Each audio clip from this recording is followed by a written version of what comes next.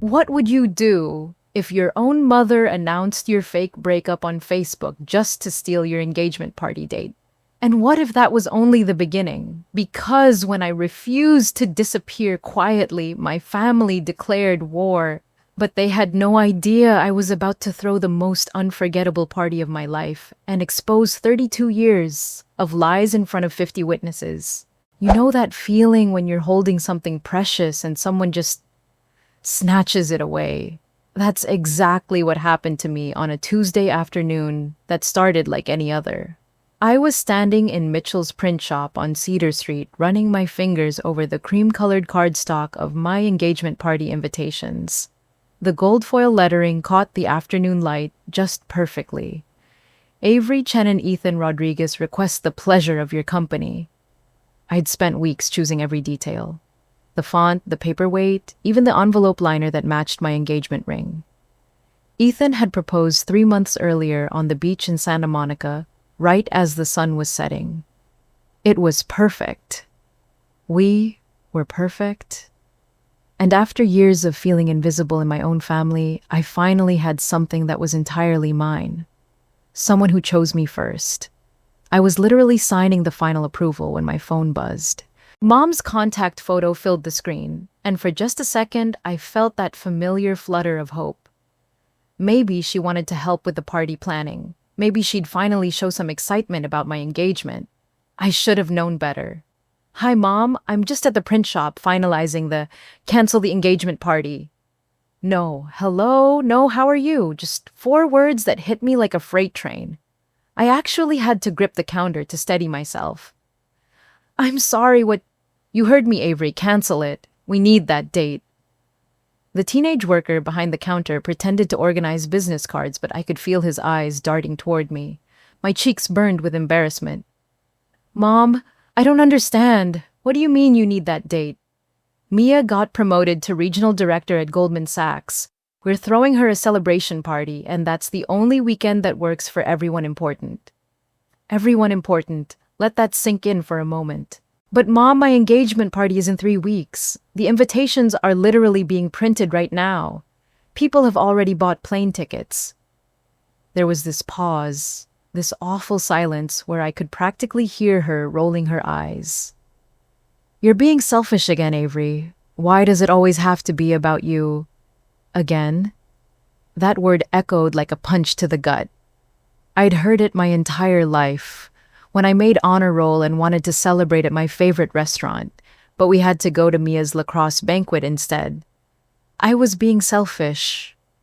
When I got accepted to Northwestern with a partial scholarship and wanted to have a small graduation party, but it conflicted with Mia's art show opening. Selfish again, standing there in that print shop surrounded by other people's happy announcements and celebration invitations. I felt myself shrinking back into that little girl who learned to make herself smaller so her twin sister could shine brighter. But here's the thing about being 32 years old and supposedly mature. You start recognizing patterns. You start seeing the script that's been playing your whole life. Mom?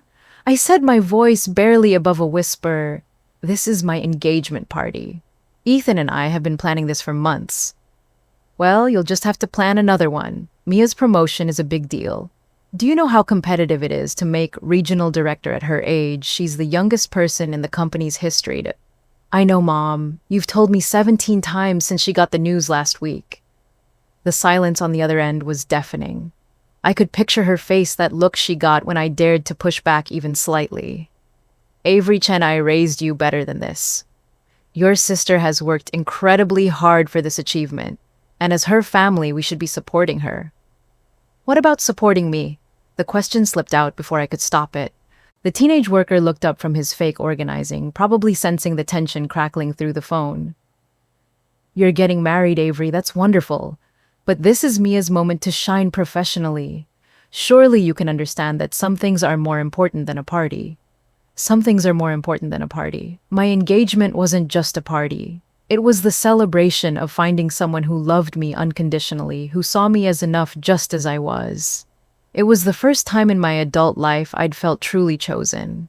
But to my mother, it was just a party, an inconvenience, something disposable. I've already paid for everything, Mom. The venue, the catering, the flowers. It's all non-refundable. How much, excuse me, how much did you pay? I'll ask Mia to cover it. She just got a huge raise with the promotion.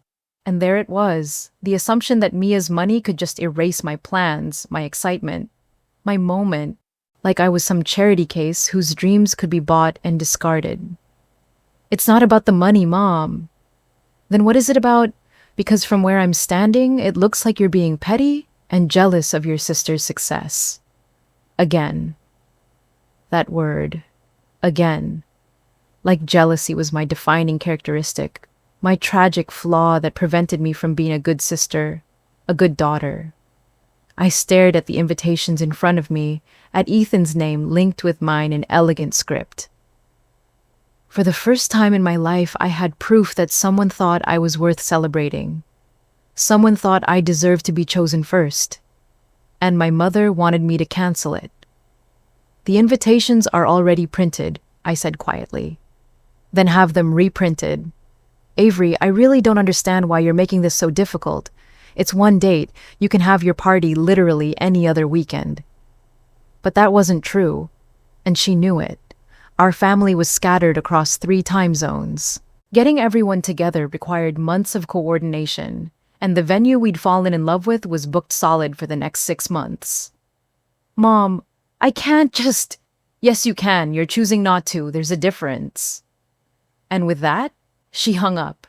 I stood there in Mitchell's print shop, holding my phone like it might explode, staring at 50 invitations that suddenly felt like evidence of my own stupidity. How naive had I been to think this time would be different? How foolish to believe that my happiness could ever be the priority. The teenager behind the counter cleared his throat gently. Ma'am, are you still wanting to proceed with the printing? I looked down at the invitations, at the careful wording Ethan and I had crafted together, at the date we'd circled on our calendar with red marker and silly heart doodles. Yes, I whispered. Then louder. Yes.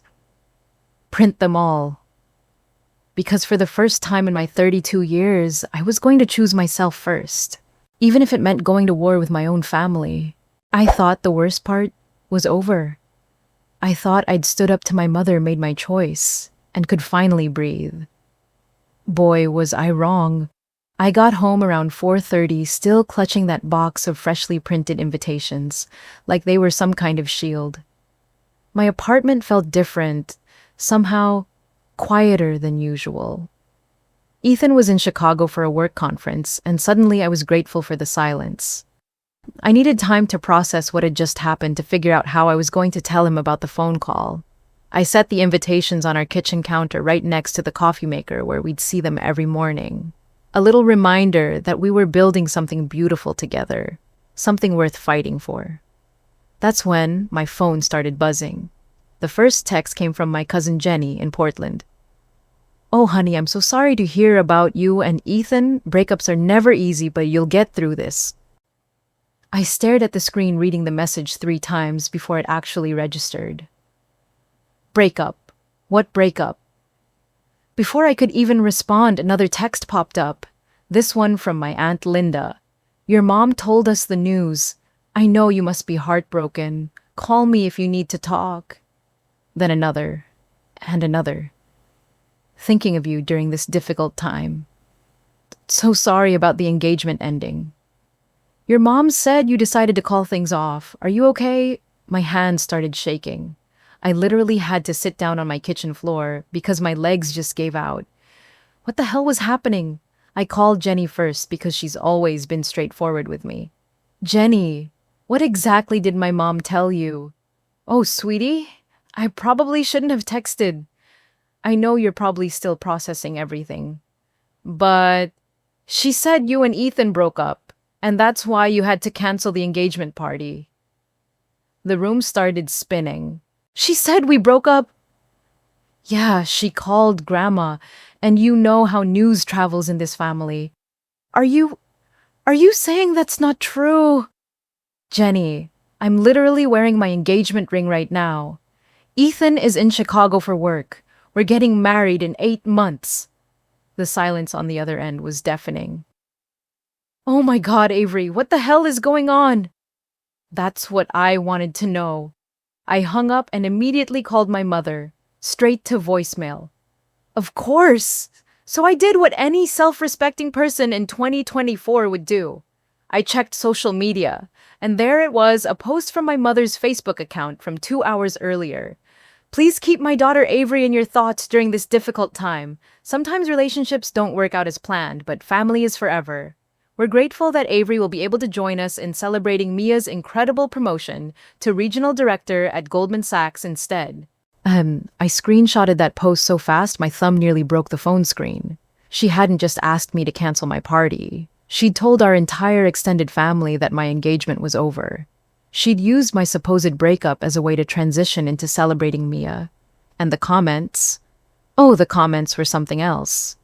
Poor Avery, she must be devastated. At least she has her family support. Mia's promotion is such wonderful news, though what a blessing. Everything happens for a reason. I was reading these comments about my own fictional breakup, watching relatives and family friends offer condolences for a relationship that was perfectly fine when my phone rang. Ethan's ringtone. Beautiful Boy by John Lennon, because he's sentimental like that. Hey babe, how did the invitation printing go? For a moment I couldn't speak. How do you tell the love of your life that your mother has announced to half of California that you've broken up with him? Avery, you there? Ethan, I need you to sit down. I'm already sitting. I'm in a hotel room. What's wrong? You sound weird. So I told him everything. The phone call, the demand to cancel our party, the Facebook post, the text from relatives offering sympathy for our non-existent breakup. The silence that followed was so long, I thought the call had dropped. Ethan, I'm here. I'm just processing. Your mom told people we broke up. Posted it on Facebook for all the world to see. And why exactly did she do that? Because she wanted me to cancel our engagement party so they could throw Mia a promotion celebration instead. When I refused, I guess she decided to just tell everyone the party was canceled because we split up. Another long pause. Avery, this is insane. Like, genuinely unhinged behavior. I know. No, I don't think you do know. Normal mothers don't fabricate their daughters' breakups to make party planning easier. This is not normal. Hearing him say it out loud made something click into place. For 32 years, I'd been told that Mia just happened to need things when I needed things. That it was just bad timing, just coincidence. But this wasn't coincidence. This was deliberate. I'm coming home, Ethan said suddenly. You don't have to do that. Your conference isn't over until Thursday.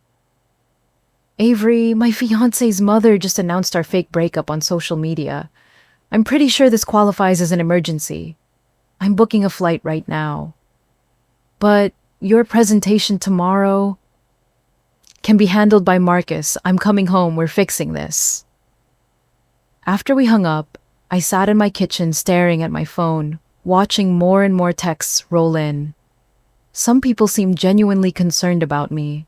Others seemed almost excited about the drama. A few were already asking if they should cancel their flights. That's when I called my best friend Jade.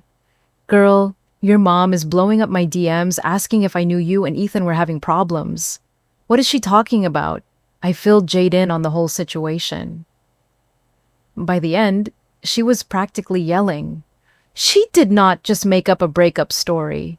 Avery, this is next level manipulation. I know, but now I have to figure out how to undo it without looking crazy. You're not the one who looks crazy here. But you're right, we need to do damage control. How many people do you think saw her post? I checked Facebook again. 43. Likes, 22 comments, and who knows how many shares. Too many. Okay, here's what we're going to do. You're going to make your own post very calm and classy, just setting the record straight. I'll help you call the guest list and make sure everyone knows the party is still on. We've got this. So that's exactly what we did. I crafted the most diplomatic Facebook post of my life. Hi everyone, I'm seeing some confusion about my engagement party, so I wanted to clarify. Ethan and I are happily engaged and very much looking forward to celebrating with you all on the 23rd. Sometimes family communication gets mixed up, but we're excited to see everyone there. Please let me know if you have any questions. Then Jade came over with a Chinese takeout and a battle plan. We divided up the guest list and started making calls.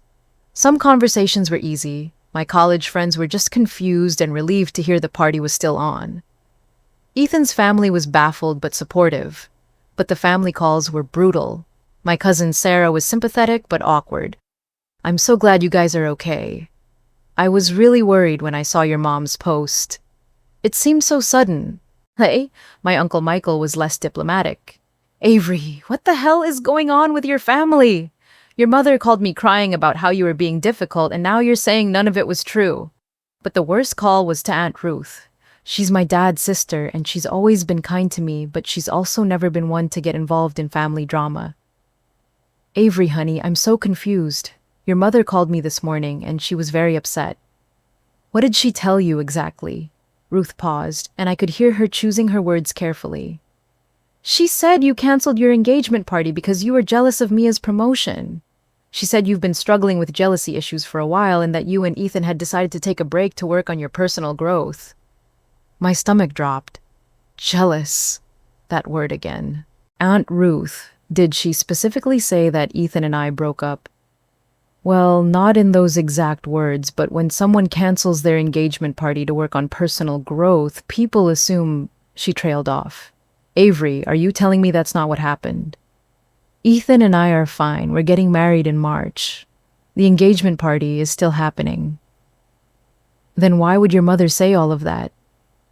"Because she wanted me to cancel our party so they could use the same date for Mia's promotion celebration. When I said no, she told everyone we broke up." The silence on Ruth's end was deafening. "She did what?" "She made up a breakup story to explain why the party was canceled, even though I never agreed to cancel it." "Avery, that's—" Ruth stopped herself. "I don't want to pry into family business, but that doesn't sound right." "It's not right, Aunt Ruth. None of this is right. Honey, I need to ask you something, and please don't take this the wrong way. But your mother seemed very concerned about your mental state. She said you've been acting erratically, making impulsive decisions. Is there any truth to that?" And there it was. My mother hadn't just told people I was jealous. She'd planted the seed that I was unstable, that I couldn't be trusted to tell my own story. "Aunt Ruth, I'm a 32-year-old woman with a master's degree and a stable career. I've been with Ethan for 4 years. The only impulsive decision I've made recently was refusing to cancel my engagement party when my mother demanded it." "Oh, Avery." Ruth's voice was heavy with something that sounded like guilt. "I think I owe you an apology, and I think your mother owes you a much bigger one." By the time Jade and I finished all the calls, it was almost midnight. We'd reached most of the guest list, posted clarifications on social media, and even managed to laugh about some of the more ridiculous aspects of the situation. But as I was getting ready for bed, my phone buzzed one more time. A text from my mother. "I hope you're happy. You've embarrassed this entire family with your social media stunt. Mia is devastated that you're trying to overshadow her achievement. Some things are more important than your need for attention, Avery." I stared at that text for a long time, reading it over and over. She'd made up a fake breakup, told our family I was mentally unstable, and tried to steal my engagement party. But somehow, I was the one embarrassing the family. I was the one seeking attention. I was the problem. For 32 years, I'd believed that narrative. I'd made myself smaller, quieter, less demanding, thinking that if I just tried harder to be the perfect daughter, maybe I'd finally earn the love that seemed to come so naturally to Mia. But sitting there in my bedroom wearing the engagement ring from a man who thought I was worth moving mountains for, I finally saw the truth. The problem wasn't me. It never had been. Ethan got home Thursday morning, and the first thing he did was hug me for about 5 straight minutes. No words, just this fierce, protective embrace that made me realize how much I'd been holding myself together by sheer force of will. "Okay," he said, finally pulling back to look at me. "Show me everything." So I did.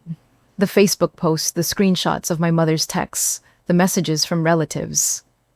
He read it all in silence, his jaw getting tighter with each new piece of evidence. Avery, this isn't just manipulation.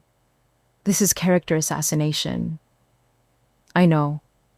No, I mean, this is serious. She's not just lying about facts. She's lying about who you are as a person. She's telling people you're unstable, jealous, attention-seeking. That's not a misunderstanding. That's deliberate. I'd been thinking the same thing, but hearing Ethan say it out loud made it real in a way that terrified me. So, what do I do? Keep calling people one by one. Post more clarifications on social media. At some point, I'm just going to look like the crazy person she's claiming I am. We need witnesses, Ethan said. People who've seen this pattern before who can back up your side of the story. That's when I thought of Uncle Ben. Ben is my dad's older brother, and he's always been the quiet observer in our family. He comes to all the gatherings, but usually sits in the corner watching everything with these sharp, intelligent eyes. He's a retired high school principal, and he has this way of seeing through people's nonsense that I've always respected. More importantly, he's one of the few family members who's never been charmed by my mother's version of events. I think Uncle Ben might help, I told Ethan. He's seen all of this play out over the years, and he's not afraid of confrontation when it matters. So, Friday afternoon, I drove over to Uncle Ben's apartment in Pasadena. He lives in this cozy, one-bedroom place with bookshelves covering every wall and the kind of comfortable, lived-in furniture that makes you feel instantly at home. I was planning to knock to have a nice, calm conversation about everything that had happened. But as I was walking up to his door, I heard voices coming from inside. The window was cracked open, and I could clearly hear my cousin Hannah talking. Hannah is Uncle Ben's daughter, and she's always been, let's call her opinionated. She works in PR, and she has very strong feelings about family drama and how it should be handled. I just think it's really immature of Avery to air all this on social media, Hannah was saying.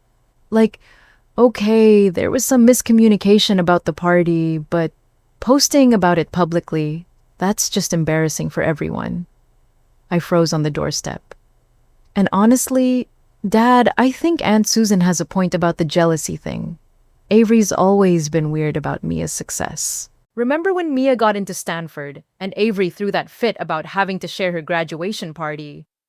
My blood went cold. That wasn't what happened at all. I'd graduated valedictorian from Northwestern the same weekend Mia got her Stanford acceptance letter. When I asked if we could maybe announce both achievements at the family dinner, my mother said it would be confusing to celebrate two things at once, and that Mia's acceptance was more of a surprise since everyone expected me to do well academically. I'd spent my own graduation dinner listening to toasts about Mia's future, while my diploma sat forgotten on the kitchen counter.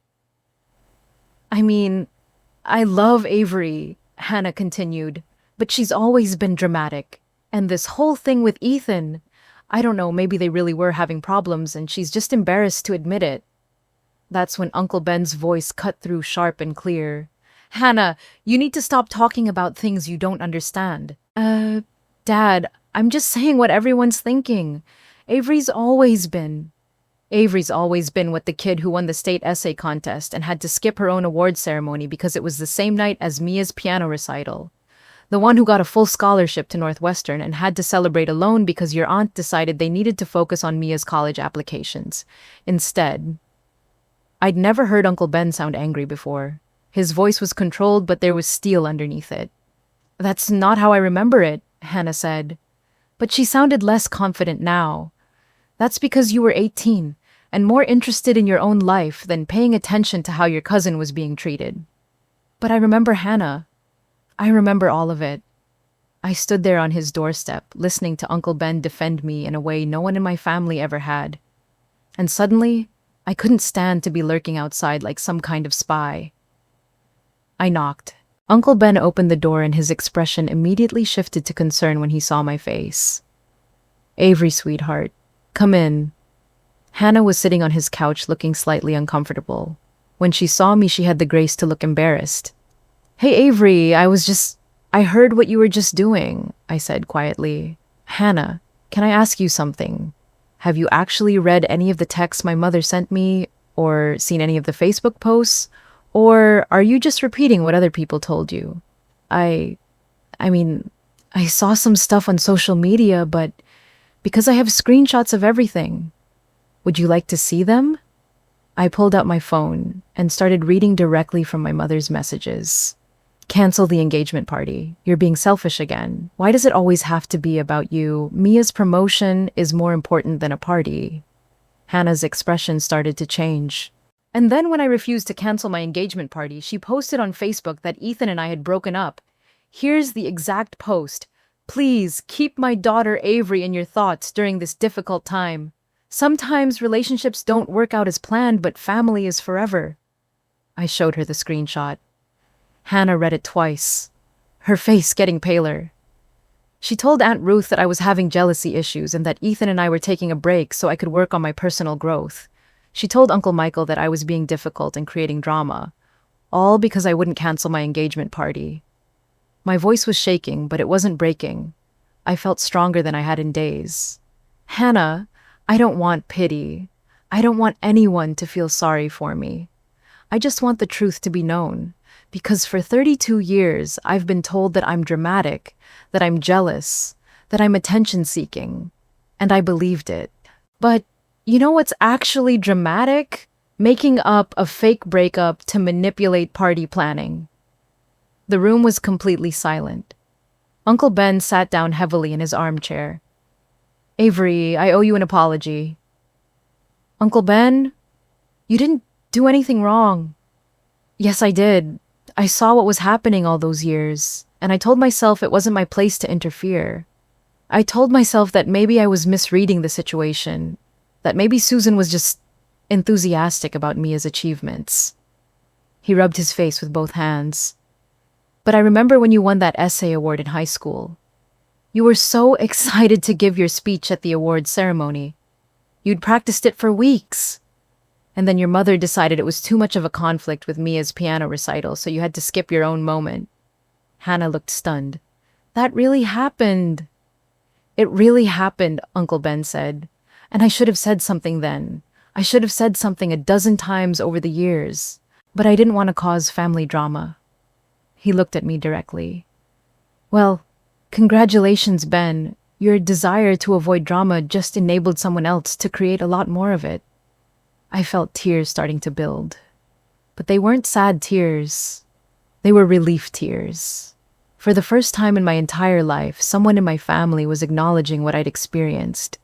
Someone was saying that what happened to me wasn't okay. So what do we do now? Hannah asked quietly. Uncle Ben stood up and walked to his phone. Now, we make some calls. Because I'm 68 years old and I'm done watching my niece get scapegoated by people who should be protecting her. He started dialing numbers from his contact list. Ruth, it's Ben. I need to talk to you about Avery and this whole engagement party situation. No, sit down and listen because there's a lot you don't know. For the next hour, Uncle Ben systematically called every major family member and set the record straight. He didn't just tell them what really happened. He gave them context. He reminded them of patterns they'd witnessed but never questioned. Hannah sat quietly during most of the calls, occasionally asking to see another screenshot, or asking me to clarify timeline details. By the end, she looked like someone who just realized she'd been living in an alternate reality. Avery, I'm really sorry, she said finally. I honestly thought you were just being dramatic about normal family stuff. I didn't realize how deliberate it all was. Most people don't, I said. That's kind of the point. It's not dramatic enough to be obvious abuse, but it's constant enough to wear you down. Uncle Ben finished his last call and sat back down. Okay, I've talked to Ruth Michael Linda, your cousin David, and Grandma Rose. Everyone now knows exactly what happened, and more importantly, they know it's part of a long pattern. How did they react? Mixed. Some people are horrified and apologetic. Some are defensive because they feel like they should have noticed. And a few are still convinced that there must be two sides to the story. He paused.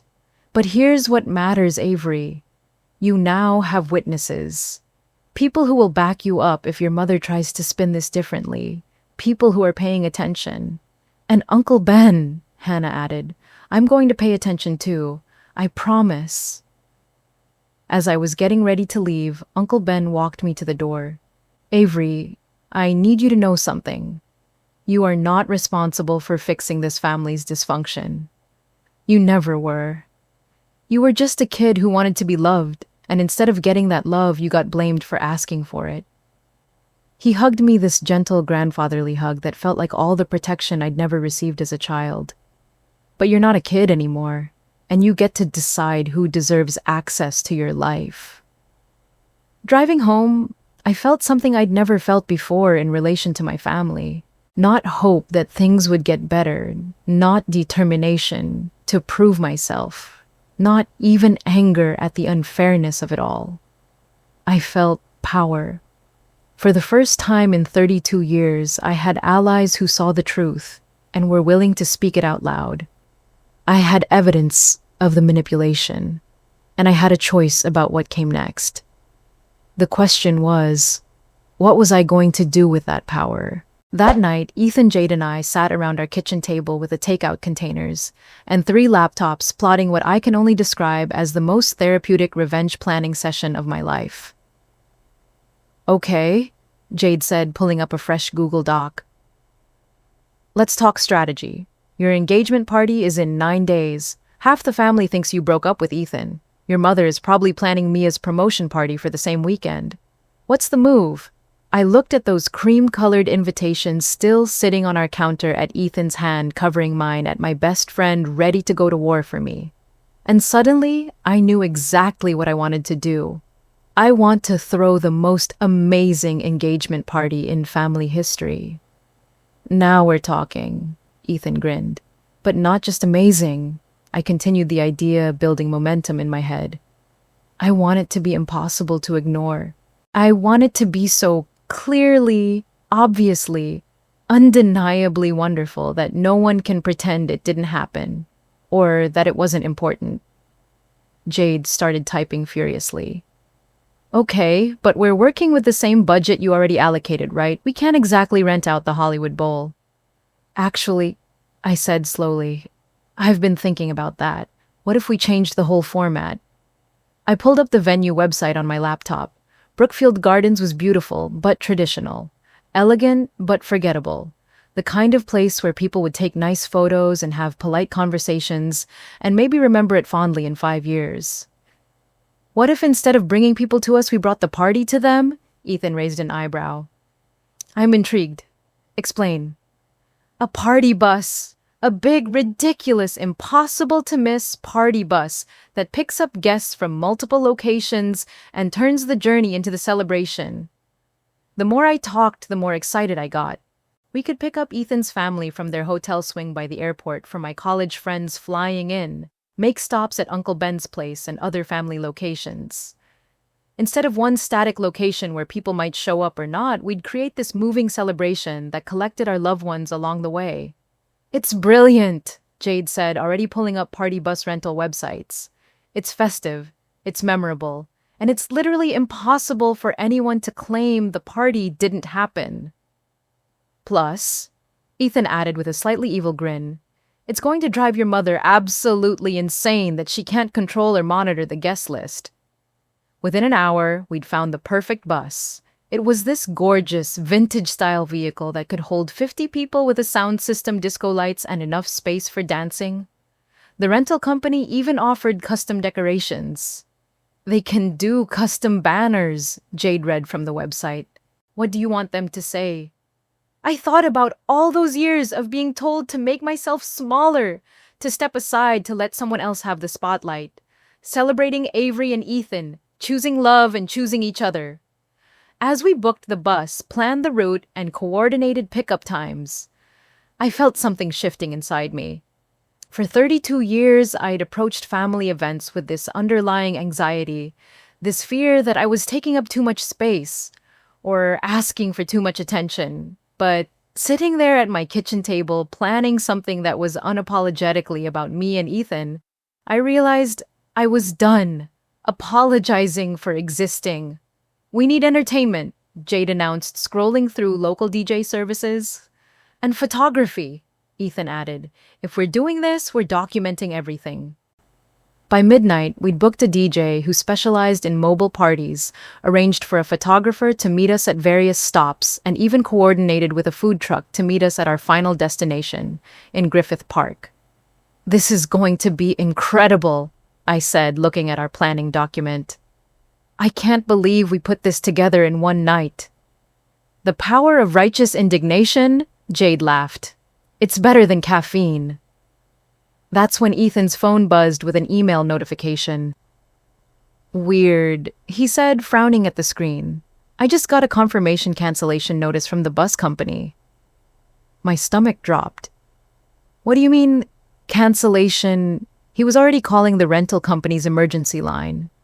After a few minutes on hold, he got through to a night manager. Yes, I'm calling about reservation number 47829. We just booked a party bus for this Saturday, and I received a cancellation notice. What do you mean, someone called to cancel it? I watched Ethan's face go through several expressions as he listened to the explanation. No, absolutely not. Do not cancel that reservation. I'm the person who made the booking, and I did not authorize any cancellation. Yes, I can verify all the payment information right now. After another 10 minutes of verification and reconfirmation, Ethan hung up. Someone called pretending to be me and tried to cancel the bus, he said. They said there was a family emergency and the party was off. Jade and I exchanged looks. How would anyone even know we booked a bus? I asked. We literally just did it an hour ago. Unless, Jade said slowly, someone's been monitoring your social media more closely than we realized. Or your email, or... My mother has my passwords, I said quietly.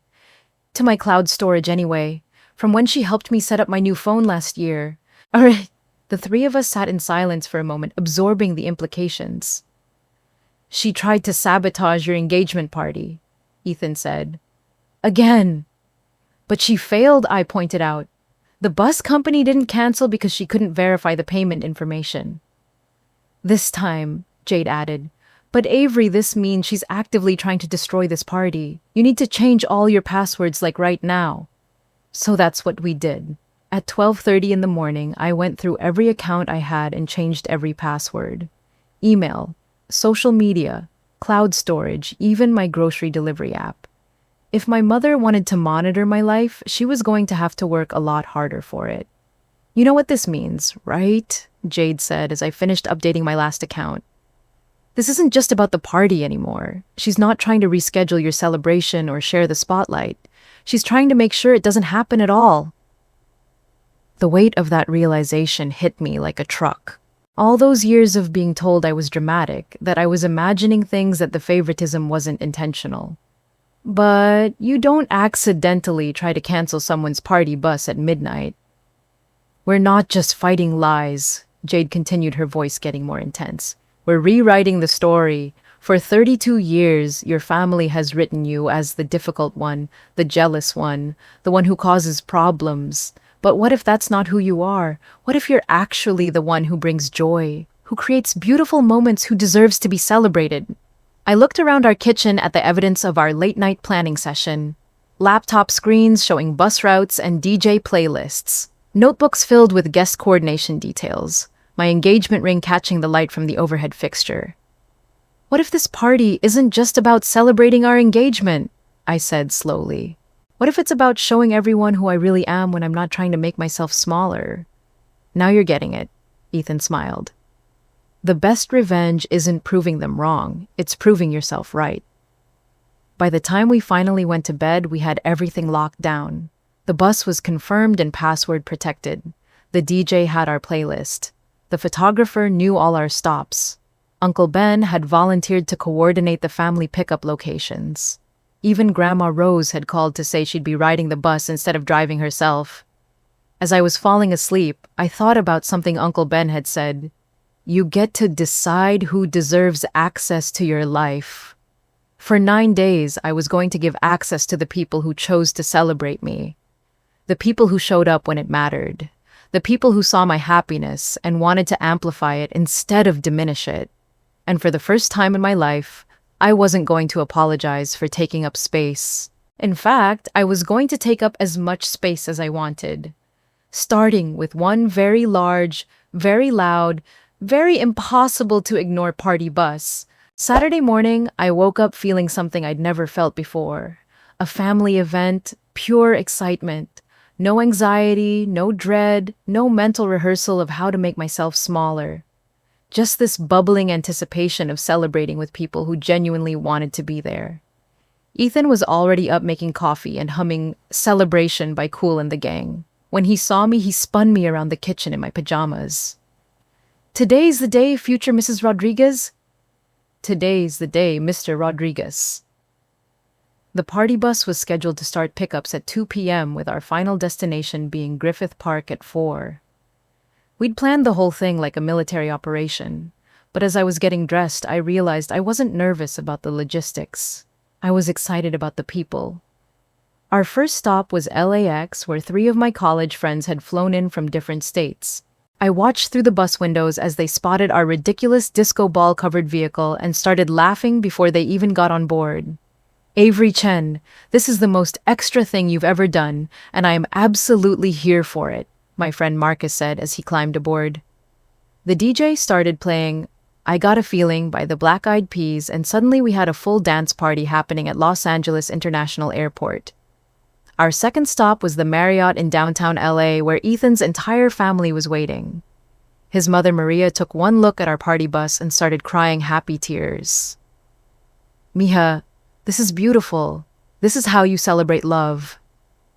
By the time we picked up Uncle Ben, Aunt Ruth, and a handful of cousins from the family gathering point in Pasadena, the bus was alive with energy. People were dancing, toasting with champagne, and taking selfies with the custom banner that read, "Celebrating Avery and Ethan, choosing love and choosing each other."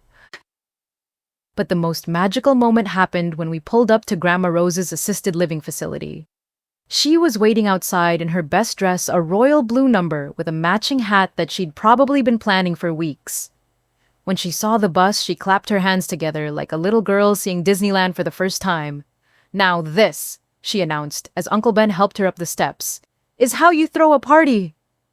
The entire bus erupted in cheers as Grandma Rose made her entrance. The DJ, who'd been briefed on her taste in music, immediately switched to "In the Mood" by Glenn Miller, and suddenly we had 3 generations of family members doing swing dance moves in the aisle of a moving party bus. I stood there watching my grandmother teach Ethan's teenage nephew how to jitterbug, and I felt this overwhelming sense of rightness. This was what celebration was supposed to feel like. Joyful, inclusive, alive with possibility. "This is incredible, Avery," my cousin Hannah said, appearing at my elbow. "I mean, I've been to a lot of family parties, but nothing like this." "It feels right," I said. "Like this is who I actually am when I'm not trying to disappear." "You shouldn't have to disappear," she said quietly. "I'm sorry it took me so long to see that." As we approached Griffith Park, the photographer we'd hired started documenting everything. Candid shots of people laughing, dancing, toasting. Formal portraits of Ethan and me with different family groups. But my favorite photo was one I didn't even know he was taking me standing at the front of the bus looking out at the road ahead with all our loved ones celebrating behind me. When we arrived at the park, the food truck was already set up and our picnic area looked like something out of a magazine. Jade had arrived early to coordinate everything, and she'd outdone herself with the decorations. String lights hung between the trees. Custom signs marked different activity areas, and there were comfortable seating areas where people could actually talk and connect. But the best part was that everyone who was supposed to be there was there. No last-minute cancellations, no family drama, no awkward conversations about who wasn't coming. Just 50 people who'd chosen to celebrate us. About an hour into the party, Jade grabbed the microphone from the DJ. "Okay, everyone, I need your attention for just a minute.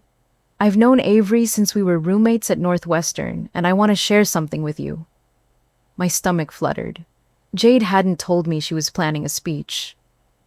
When Avery and I were 19, she kept a journal. And there was one entry that stuck with me because she wrote it after coming home from a family Christmas, where she felt particularly invisible. Oh no, I had a feeling I knew where this was going. She wrote, I don't need to be the center of attention. I don't need to be the most successful or the most talented. I just want to feel seen. I want to matter to the people who matter to me. The entire party went quiet. I could feel tears starting to build. Well, Avery, look around. Look at everyone who's here. Look at the people who flew across the country, who rearranged their schedules, who climbed onto a party bus because celebrating you felt important to them. Jade's voice was getting emotional now. You are seen. You matter, and anyone who can't see your worth doesn't deserve a seat at your table. The applause was thunderous. People were crying, including me. Ethan wrapped his arms around me from behind, and I leaned into him feeling more supported than I'd ever felt in my life. Uncle Ben took the microphone next. I want to add something to what Jade just said. Family isn't about sharing DNA or having the same last name.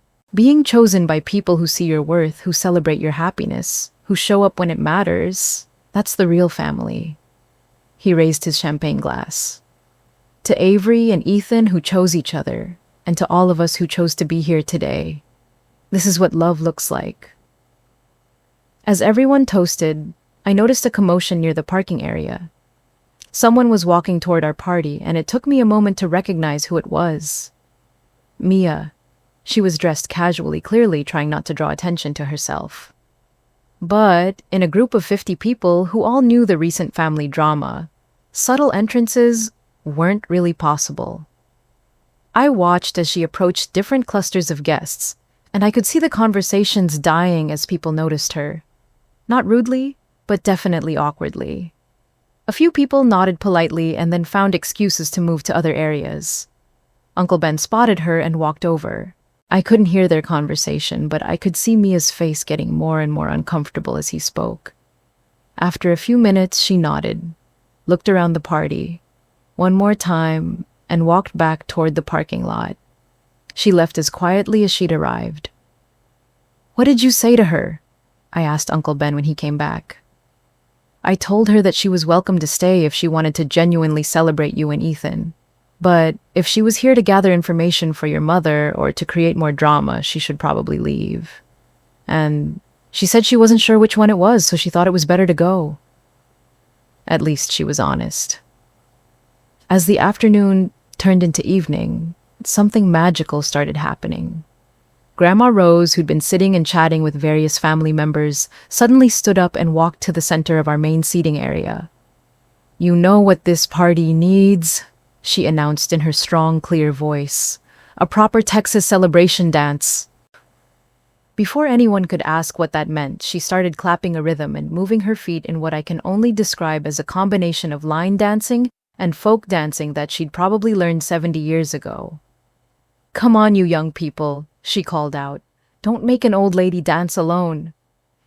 Ethan's cousins were the first to join her, trying to follow her steps. Then my college friends jumped in, making up their own moves. Within minutes, we had this impromptu dance circle with 3 generations of people laughing and moving and creating something beautiful together. I stood at the edge, watching when Hannah appeared beside me. Are you going to join? I don't know the steps. Neither does anyone else. That's not the point. She grabbed my hand and pulled me into the circle.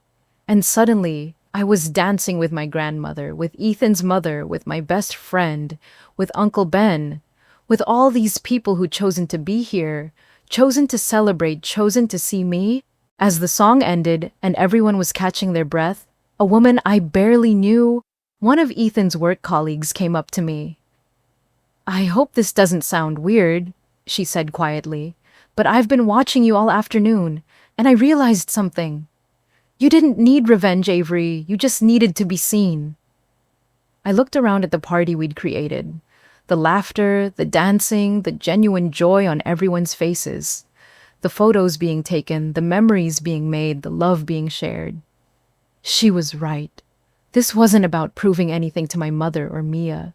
This wasn't about showing them what they'd missed or making them regret their choices. This was about finally allowing myself to take up space, to be celebrated, to believe that I was worth gathering for. As the sun started to set and people began talking about the party bus ride back to various drop-off points, I felt Ethan's hand slip into mine. "How are you feeling, future wife?" I looked around one more time at the scene we'd created, at Grandma Rose teaching Uncle Ben a card game, at Jade organizing group photos with my college friends, at all these people who'd shown up, who'd celebrated us, who'd made this day exactly what it was supposed to be. "I feel seen," I said. And for the first time in 32 years, that was enough. The morning after the party, Ethan and I were sitting at our favorite cafe in Silver Lake, still buzzing from the night before. We had hundreds of photos on our phones, and we kept showing each other different moments we'd captured. "Look at this one of your grandma teaching my nephew to swing dance." Ethan laughed, scrolling through his camera roll. "I'm pretty sure she's going to live forever just to spite anyone who tries to slow her down." I was mid-sip of my latte when my phone rang. Mom's name flashed across the screen. For a split second, I thought maybe she was calling to apologize. Maybe someone had shown her the photos from the party and she'd realized what she'd missed. Maybe 32 years of pattern breaking was finally going to start with this phone call. I should have known better. "Hello, Mom." "What the hell do you think you're doing?" No greeting. No acknowledgement of the beautiful celebration we just had. Just immediate anger. "I'm having coffee with my fiancé. What are you talking about?" "Don't play dumb with me, Avery. Your little stunt yesterday was completely out of line." Ethan looked up from his phone, his expression immediately shifting to protective mode. "My engagement party. The one you tried to cancel. You deliberately scheduled it to conflict with Mia's celebration. You knew we were planning something for her promotion, and you went ahead anyway, just to be spiteful." I felt that familiar tightness in my chest, that automatic response to defend myself, to explain, to try to make her understand. But then I remembered Uncle Ben's words about choosing who deserves access to your life. "Mom, you called me 2 weeks ago and demanded I cancel my party that had been planned for months. When I said no, you told everyone I broke up with Ethan. You tried to sabotage my party bus reservation. And now you're angry that I went ahead and celebrated my engagement anyway. You're being dramatic again. I never tried to sabotage anything. I have the phone records from the bus company, Mom. Someone called pretending to be Ethan and tried to cancel our reservation." Silence. "Mia spent yesterday in tears because you couldn't just let her have her moment. Do you have any idea how selfish you're being?" And there it was, the word that had defined my relationship with my family for 3 decades. Selfish. You know what, Mom, I am being selfish. I'm selfishly choosing to celebrate my engagement with people who love me. I'm selfishly choosing to be happy instead of making myself smaller so someone else can feel bigger. Avery Chen, I didn't raise you to be this cruel to your family. You didn't raise me at all, I said quietly. You raised Mia. I just happened to live in the same house. The words hung in the air like a bomb that had finally exploded after years of ticking. "How dare you?" "I'm done, Mom. I'm done begging for scraps of love from people who don't know how to give it. I'm done apologizing for existing. I'm done pretending that what you've done to me my whole life is normal." I hung up. Ethan reached across the table and took my hand. "You okay?" "I think so," I said. And surprisingly, I meant it. I think I'm more than okay. But that peace didn't last long. 2 days later, I was at work when I got a text from Marcus, one of Ethan's groomsmen. "Hey, my parents got a weird email about you. They wanted me to ask you about it before they respond." My blood went cold. "What kind of email?" "Can you call me?" I stepped outside my office building and called Marcus immediately. "Okay, this is really awkward," he started. "But my parents got an anonymous email with screenshots of text messages between you and some guy named Dean. The messages are pretty explicit, like affair-level explicit." I felt the world tilt sideways. "Marcus, I don't know anyone named Dean. I've never cheated on Ethan in my life." "I know. That's why my parents called me before doing anything. They said the photos looked fake and the whole thing seemed like someone was trying to cause trouble." "Can you forward me the email?" Already did, but Avery, whoever sent this, did a really good job. If I didn't know you, I might have believed it. I opened the email on my phone and my stomach dropped. The screenshots showed text conversations between my phone number and someone named Dean with messages about meeting up, about how unhappy I was with Ethan, about wanting to leave him for someone who really understood me. The messages were completely fabricated, but they looked real. Someone had taken the time to create fake screenshots with my actual phone number and send them to people in our wedding party. I called Ethan immediately. "Someone is trying to sabotage our wedding," I said without preamble. "What are you talking about?" I explained about the fake screenshots about Marcus's parents receiving the anonymous email. "This is insane," Ethan said. "Who would even do something like this?" But I already knew. There was only one person who'd been escalating their attacks every time I refused to back down. "It's Mia. Are you sure?" "Who else would know exactly which of your friends and family to target? Who else would be angry enough about the engagement party to try to destroy our relationship entirely?" That evening, Ethan and I went through our phones and our social media checking to see who else might have received the fake screenshots. It turned out to be a targeted campaign. Mia had somehow gotten contact information for key people in our wedding party and sent the fabricated evidence to just enough people to potentially cause maximum damage. But here's the thing about having genuine relationships with people who actually know you: they don't believe lies about your character. Every single person who received the email either ignored it or contacted us directly to ask about it. Not one person believed I was having an affair. The next day, as I decided to visit Grandma Rose.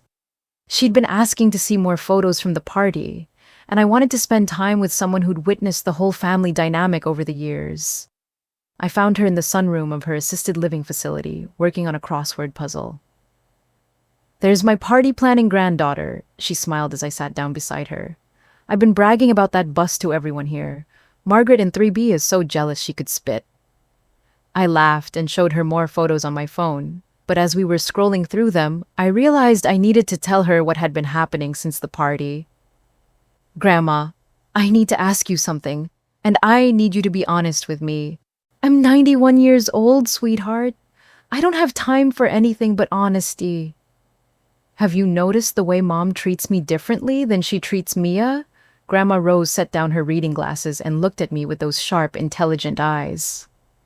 "Oh, honey, I've been noticing that since you girls were toddlers." "Why didn't you ever say anything?" "Because it wasn't my place to parent my daughter, but also because I kept hoping she'd figure it out on her own, that she'd see what she was doing to you." I pulled up the voice recordings on my phone. I'd been documenting the phone calls since the engagement party, partly for my own sanity, and partly because I'd learned that people don't believe emotional abuse without evidence. "I want you to hear something," I said, and I played her the recording from my mother's call after the party. Grandma Rose listened in silence, her expression getting more and more grave. Then I played her another recording. I'd gotten this one from the photographer we'd hired for the party. Apparently, someone had called him the morning of our celebration, pretending to be me, and tried to cancel his services. He'd recorded the call because something seemed off about it. The voice was clearly Mia's. When the recordings finished, Grandma Rose was crying. "I'm so sorry, sweetheart. I should have stepped in years ago." "It's not your fault, Grandma." "Yes, it is. When you see a child being treated unfairly, and you don't speak up, you become part of the problem." She wiped her eyes with a tissue. "Your mother has spent 32 years teaching you that love is conditional, that you have to earn it by being smaller, quieter, less demanding than your sister. But that's not what love is supposed to be like." "No, it's not. Love isn't something you earn, Avery. It's something you're given freely, or it's not love at all." She took my hand in her soft, aged one. "I want you to remember something, and I want you to remember it every time someone tries to make you feel guilty for standing up for yourself. Forgiveness doesn't mean endurance. You don't have to keep getting hurt just to be the bigger person." Those words hit me like a revelation. For 32 years, I'd been told that being the bigger person meant accepting whatever treatment I was given. That forgiveness meant continuing to put myself in situations where I'd be hurt again and again. But Grandma Rose was right. There's a difference between forgiveness and volunteering to be a victim. 8 months later, I was standing in the bridal suite at the Huntington Library, looking at myself in my wedding dress. Jade was bustling around, making sure my train was perfect, while my college friends took photos and sipped champagne. 5 minutes, bride, the wedding coordinator announced. I looked around the room at the women who'd shown up for me. Not one of them was related to me by blood, but every single one of them felt like family. Ready? Uncle Ben asked, appearing in the doorway in his best suit. I'd asked him to walk me down the aisle months earlier. When people asked about my father, I simply said he wasn't able to be there. Which was true. He'd chosen not to be able to be there. I'm ready. As we walked toward the ceremony space, I could hear the string quartet playing, could see the guests standing as I appeared at the back of the aisle. You look beautiful, sweetheart, Uncle Ben whispered. Your parents don't know what they're missing. Their loss, I said, and meant it. The ceremony was perfect. Not because everything went according to plan, but because everyone who was supposed to be there was there. Ethan's family, my chosen family friends who'd flown in from across the country, and Grandma Rose in the front row, beaming with pride. During the vows, I looked out at the faces watching us and realized something profound. Not one person in that gathering was wondering why my parents weren't there. No one was asking uncomfortable questions or making apologetic comments about family drama. They were just celebrating us. When the officiant pronounced us husband and wife, and Ethan kissed me for the first time, as my husband, I felt this overwhelming sense of completeness. Not because I'd found someone to complete me, but because I'd finally learned to complete myself. At the reception, during my speech, I said something that I'd been thinking about for months. Today I choose people who choose me back. I choose love that doesn't come with conditions. I choose family that shows up when it matters. I looked around the room at all the faces of people who'd proven through actions, not words, that I was worth celebrating. This is what love looks like. As Ethan and I danced our first dance, I thought about that scared 32-year-old woman standing in the print shop being told to cancel her engagement party. She thought she had to choose between her family's approval and her own happiness, but she was asking the wrong question. The question was never whether my family would choose me. The question was whether I would choose myself. And finally, I had. Family isn't about whose name is on the invitation. It's about who shows up when it matters. It's about who celebrates your joy instead of diminishing it. It's about who sees your worth and reflects it back to you, especially when you've forgotten how to see it yourself. I spent 32 years waiting for my family to see me, but the people who matter already did. If this story hit close to home, you're not alone. Sometimes the hardest part isn't standing up to toxic family members. It's learning that you deserve better in the first place. What would you have done in my situation? Let me know in the comments below. And if you want to hear more stories about choosing yourself first, hit that subscribe button. Trust me, we're just getting started.